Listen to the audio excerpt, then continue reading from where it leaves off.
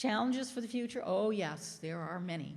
Keeping up with that expanding population flying at us, identifying emerging issues, because this is a moving target, delivering on what we already know, no small task, as we realize, leveraging those new technologies. I know you're going to have an IT talk later with, how do you set up these electronic systems, how these interactive systems to do that, and certainly training the next generation of researchers, but also clinicians. And as we stare at these shortages in many of the areas, from oncologists to geriatricians to nurses, this is worrisome about how we're going to bring the next generation forward along with us, and clearly trying to do this without breaking the system that's already staggering under the load that it already is bearing.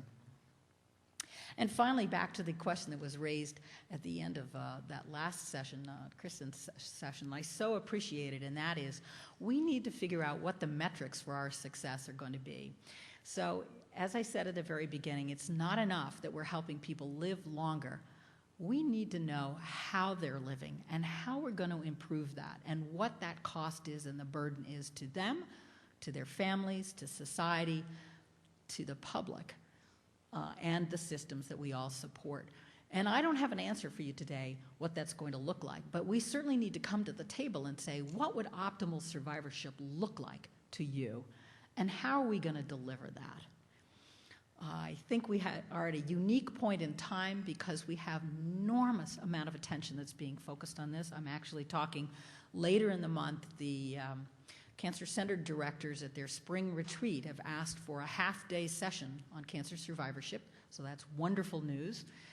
Here we are in ACCC, where this is going to be championed. ASCO has been championing this because it had two survivors at the helm, Dave Johnson and then Sandra Horning, saying this was important for us to be aware of.